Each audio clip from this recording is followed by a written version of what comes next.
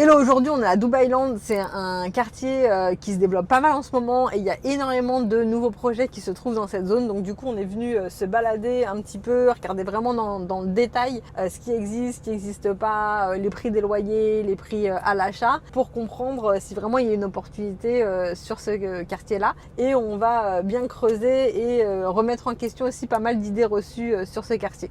Vous êtes prêts? C'est parti! Première idée reçue, souvent ce que j'entends sur Dubailand par rapport les arguments de vente que j'entends sur Dubailand, c'est que en fait c'est juste à côté de l'université, enfin de Academic City où il y a à peu près toutes les écoles et toutes les universités à Dubaï, et que du coup c'est c'est une super opportunité d'aller se positionner sur des studios pour les étudiants, d'aller sur des petites surfaces et d'aller plutôt sur des one bedroom ou deux bedroom pour les professeurs, pour loger les professeurs et tout, etc. Alors ça c'est quelque chose sur lequel j'ai envie d'insister. Je trouve un peu malhonnête parce que c'est jouer sur des stratégies qui sont hyper courantes en France, de commencer dans l'investissement sur des petites surfaces parce que c'est des choses qui sont hyper rentables, et surtout dans des villes étudiantes. Acheter des studios dans des villes étudiantes, on sait que ça fonctionne, on sait que on va avoir un taux de remplissage qui va être super important et tout, etc. Et donc en fait on va utiliser cet argument qui va faire écho chez des investisseurs français en leur disant regardez, vous avez l'opportunité d'acheter super pas cher aujourd'hui dans des studios, dans des résidences juste à côté d'une université, votre truc il va se vendre, il va se louer, il va être tout le temps loué super cher et tout, etc. Et ça c'est n'importe quoi. Il faut pas oublier que Dubaï c'est pas un pays, c'est une ville. Et la plupart des gens, des enfants, des élèves qui sont élèves dans des universités ici sur Academic City, ils habitent à Dubaï. Ils ont leurs parents qui habitent à Dubaï. On n'est pas dans le cas d'un étudiant français qui, par exemple, fait ses études à Nantes alors qu'en réalité, il est de Strasbourg. Dans ce cas, ouais, il n'a pas le choix. Il est obligé de prendre un studio.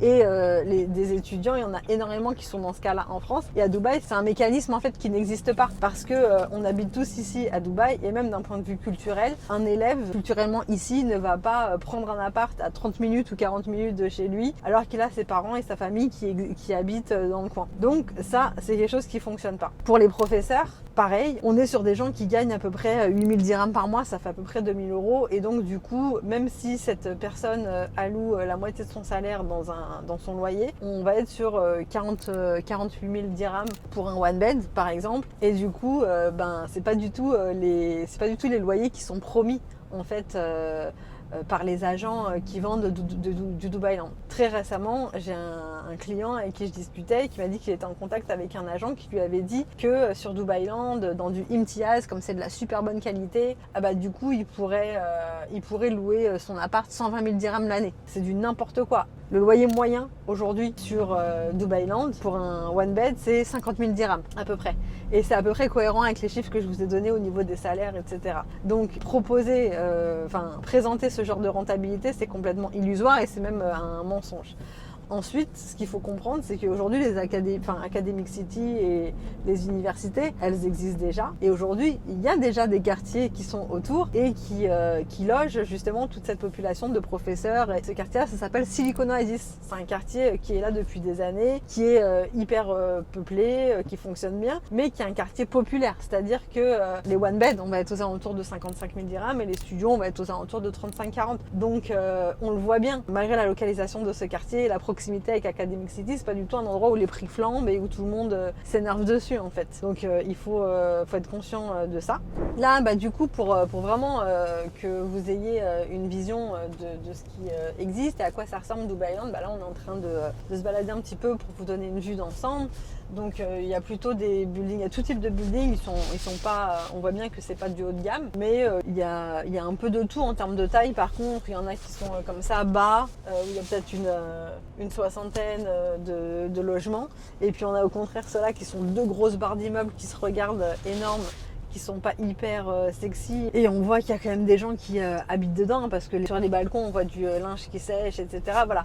Ce qu'il faut bien comprendre, c'est que à Dubailand on est vraiment sur quelque chose qui est populaire. On est dans un quartier populaire, on ne sera jamais dans quelque chose de premium. Et ça m'amène vers mon deuxième point, parce que j'ai vu des personnes qui disaient tu achètes aujourd'hui à Dubailand et tu vas faire 200 000 dirhams de plus-value à la livraison. Alors, ce qu'il faut comprendre, c'est qu'un one bedroom aujourd'hui, le prix moyen c'est 900 950 000 dirhams. Je viens de le regarder tout de suite là sur DXB Interest. Et quand on regarde ce chiffre-là, il est basé sur les transactions qui sont passées là depuis le début de l'année. Quand je regarde les transactions, la grosse majorité des transactions, elles sont sur des projets sur plan. Elles sont sur le projet de Leos, elles sont sur le projet de Samana, elles sont sur les projets de Imtiaz qui sont sortis ici sur le début d'année. Et du coup, ce prix de 950 000 dirhams, on regarde même pas le marché secondaire en réalité. On est sur un prix qui est uniquement drivé par les projets sur plan qui sont sortis. Ça veut dire qu'on n'est pas réellement sur un prix réel. Il faudrait que je regarde sur le marché secondaire du coup ce que c'est. On est sur un prix qui se base sur les prix des développeurs. Mais le marché ici global, on est plutôt aux alentours de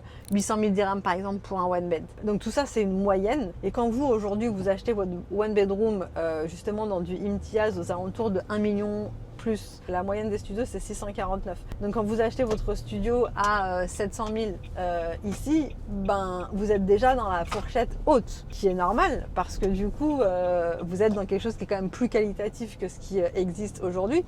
Mais de là à dire que d'ici 2 ans ou 3 ans à la fin de la construction vous pourrez le revendre 1.2, 1.3 parce que vous avez quand même payé des frais de DLD et tout, donc si vous l'avez acheté 1.1 et quelques, il va falloir le revendre 1.3, sachant que la moyenne du quartier sur l'existant on est aux alentours de 800 000, ça fait quand même un gros gap pour un quartier qui vend pas du rêve non plus quoi. Donc je suis pas contre, encore une fois, disclaimer, je suis pas du tout contre Dubai Land, mais je veux vraiment qu'on soit réaliste et qu'on base nos décisions d'achat et d'investissement sur les données du marché et qu'on module un peu les données du marché parce qu'encore une fois, quand on voit un prix moyen à 950, c'est pour la plupart des choses off-plan qui ont été vendues sur le début de l'année. C'est pas le reste de la ville en fait. Donc ça c'est pas neutre.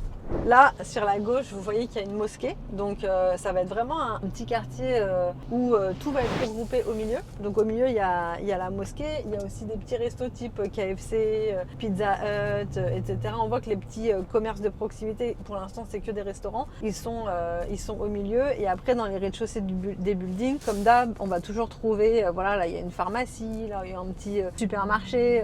Donc, on voit qu'il y a quand même de la vie. Et il y a quand même déjà des gens qui habitent. Là, sur la droite, on va voir un petit parc avec des jeux pour les enfants et tout, etc. Bon, il n'y a pas full non plus, je vais être honnête. Après, il fait chaud, on est en plein après-midi, c'est un peu normal. En termes de prix, on est vraiment sur quelque chose de très abordable, très abordable. Un studio, ça va être aux alentours de 35 000 dirhams à l'année et un one bedroom, ça va être aux alentours de 50 000. Là, on est au feu pour l'instant, mais je vais vous faire un petit tour pour que vous ayez une vision de la petite rue principale en fait où on va avoir les restos, etc.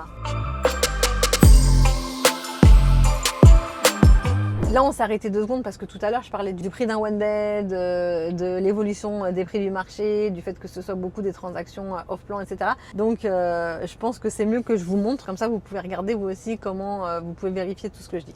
Là, on est sur DXB Interact. C'est le site internet qui va recenser toutes les transactions immobilières. Là, j'ai mis Dubai Land Residence Complex. En fait, ça, c'est l'endroit quand on vous dit aujourd'hui, on lance tel building à Dubai Land, que ce soit Imtiaz, Leos, Samana, etc. C'est toujours à cet endroit. Donc là, j'ai regardé le prix moyen d'un one bed sur Dubai Land. Ici, c'est year to date. Ça veut dire depuis le début de l'année. Depuis le 1er janvier 2025, voici le prix moyen. Donc, on voit que c'est 951 000 dirhams et on voit que c'est un prix qui a augmenté de 3%. YOY, ça veut dire year on year, ça veut dire par rapport à l'année dernière. Donc, 3% d'augmentation par rapport à la même date l'année dernière, c'est pas non plus complètement fou quand on sait qu'à Dubaï, la moyenne, elle est aux alentours de 10. Et en fait, ce que je voulais mettre en valeur, c'est que quand on regarde cette moyenne, sur quoi elle se base, en fait, on voit Milos by Karma, on voit Cove Edition Imtiaz, on voit Milos by Karma, Cove Edition, Milos, Sky Court. Et en fait, tout ça, c'est du off-plan. Ça se voit ici, c'est orange, il y a écrit off-plan, off-plan, off-plan. Et on voit que quand on est sur des transactions qui sont sur du marché secondaire, c'est-à-dire vraiment le marché réel, on est à 634 pour un one bed, 796, 488. Et là, quand on repart sur du off-plan, on est à 858. Et en fait, ce que je veux dire par là, c'est que cette moyenne de 950, elle est créée quelque part par les développeurs qui lancent des projets à cet endroit-là. Donc vous, si vous achetez aujourd'hui à 1 million un one bed à Dubai Land, ça sera du Imtiaz, c'est une bien meilleure qualité que ce qu'on peut voir ici. Mais par contre, si vous l'achetez 1 million avec les frais de notaire, vous êtes à 1 150 50 000 par exemple, ça va être quand même compliqué de faire une grosse plus-value au moment de la livraison. On va dire, si vous vous dites je vais le revendre 1,3 million, ça va être assez compliqué parce que du coup en concurrence, dans exactement le même quartier, vous avez des choses qui se vendent à 700 000. Donc il faut être conscient aussi du fait, on est attiré par Dubailand parce que justement on est encore au début, parce qu'en général c'est ce qu'il y a de moins cher aujourd'hui sur les projets off-plan, et c'est aussi l'endroit où il va y avoir les plans de paiement, les facilités de paiement qui sont les plus avantageuses. Mais il faut être conscient que du coup on achète quelque chose de cher comparé au reste du quartier en fait. Il faut juste être conscient de ça. Si c'est pour le garder des années et le mettre en location, ok,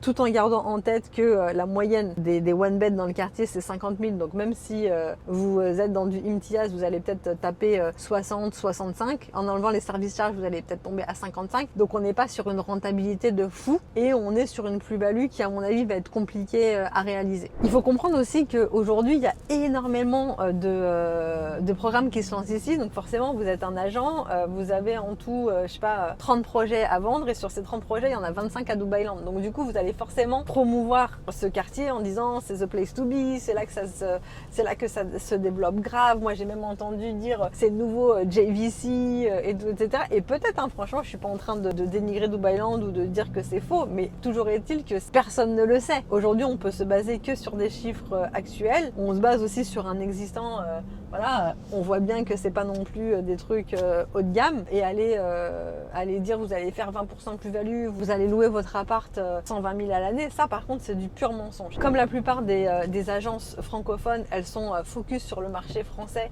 et que les salaires en France n'ont pas énormément augmenté, et que par contre ici à Dubaï les prix ont énormément augmenté, aujourd'hui ça peut être très difficile pour un acheteur français de se positionner sur du JVC, sur du Arjan, sur du JVT, parce que très rares sont les développeurs qui offrent des plans de paiement post-handover, etc. Aujourd'hui les seuls plans de paiement post-handover ils sont ici. Donc les agents qui vont travailler avec juste une catégorie de personnes qui recherchent des plans de paiement, qui recherchent les trucs les moins chers du marché, ça sera que ici. Parce que ça y est, sur JVC, sur Arjan, on a pris de la valeur, c'est des choses qui se vendent très bien, qui présentent de bonnes performances en termes de rendement, etc. Donc du coup, les développeurs font plus de plans de paiement, et pour certaines personnes, ça peut être compliqué de se positionner. Donc un agent qui va avoir sur 30 projets, 25 à Dubailand et 90% de ses clients qui lui demandent du plan de paiement, et il y a 0 option sur JVC, JVT, Arjan, il va pousser grave Dubailand, et ça se comprend, de son point de vue à lui, ça se comprend. Par contre, il n'y a aucun problème à vendre du Dubailand, mais voilà, il faut pas survendre et le présenter comme si c'était le nouveau centre-ville de Dubaï, comme je l'ai déjà vu sur certaines vidéos. Ici, c'est le projet de Imtiaz Cove Edition 2. Ça, c'est un projet Samana, par exemple, qui est juste là. Ça construit, et juste derrière là-bas, c'est The Villa. C'est des maisons individuelles. C'est un quartier plutôt sympa où il y a des super belles maisons, c'est fermé, c'est à part. En fait, Dubailand, c'est une appellation qui est extrêmement large. En gros, Damak Lagoon, par exemple, c'est Dubailand. Villanova, c'est Dubailand. Arabian Ranches, c'est Dubailand. Et pourtant, ça n'a rien à voir avec ici. En fait, tout ce qui est derrière, limite la 311, la route 311 en allant vers Delzer, tout ça, de Silicon Oasis à Damak Lagoon à peu près, si les gens voient où c'est, tout ça c'est considéré comme Dubailand. Après, quand on parle de buildings qui sont en construction à Dubailand, on parle de ce quartier-là, qui s'appelle en réalité Dubailand Residence Complex, et qui est une subdivision de Dubailand où on va trouver que des buildings, et c'est là que tous les projets se lancent en ce moment. Pour conclure, voilà, je vous ai expliqué tout ce que je savais, on a regardé ensemble le prix au mètre carré, enfin le prix d'un one bed, d'un studio, etc. et pourquoi ça coûte ce prix-là et quel est le prix réel sur le marché secondaire. Vraiment, je dis pas du tout qu'il faut pas acheter à Dubailand, j'ai absolument rien contre ce quartier, et je trouve ça très important que justement il y ait des possibilités d'investissement ici à Dubaï pour toutes les bourses, donc au contraire je trouve ça très bien. Par contre,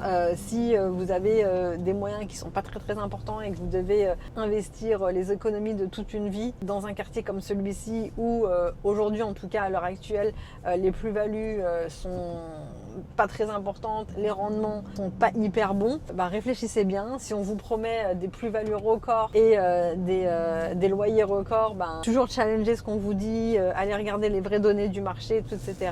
Et j'espère que si vous avez déjà investi ici et que vous êtes content, je vous félicite, et j'espère que l'avenir me fera mentir et que vous allez faire des plus-values de malade et des rendements de malade. Et pour les autres qui ont envie d'aller investir ici ou ailleurs, surtout n'hésitez pas à nous contacter et je vous dis à bientôt dans une prochaine vidéo. Juste petit disclaimer, je vous ai montré des trucs sur mon écran tout à l'heure et on voyait mes ongles qui n'ont pas été faits depuis au moins 2 semaines. C'est pas parce que je suis une crevarde et que je veux pas dépenser d'argent, c'est juste que j'ai pas le temps parce que je passe ma vie à tourner des vidéos et à vous accompagner dans vos investissements. Donc j'espère que vous m'en tiendrez par rigueur.